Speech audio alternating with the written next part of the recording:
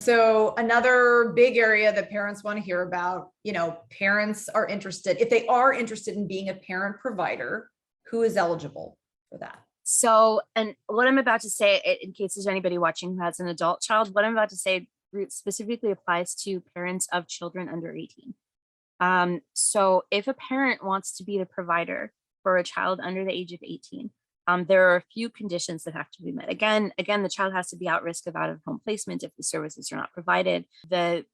Specifically, in a one-parent household, the parent has to be unable to work full-time or obtain a full-time employment because of the child's extraordinary needs. In a two-parent household, one parent has to be unavailable because they're working full-time in school full-time, disabled, and the other parent who's going to be the provider has to be unable to find full-time employment because of the child's extraordinary needs. So you're not going to be able to be the parent. If you have two parents who are both working full-time, both working part-time, for example, they're going to say, well, you have two parents who are available to take care of the child. So they're not going to allow the parent to be a provider, and they're not going to allow you to hire an outside provider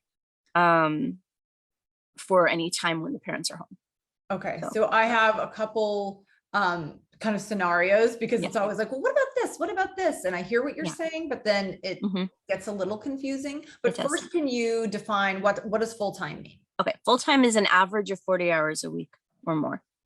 Or if it's defined by statute as an average of 40 hours per week or more, but they may also say that you're employed full-time if your job classifies you as full-time. Like if you're working, 4 10-hour shifts, in your class, like if you're working like 3 12-hour shifts and your job classifies that as full-time, they may still argue that that's full-time employment because that's what you would be working if your child didn't have those needs.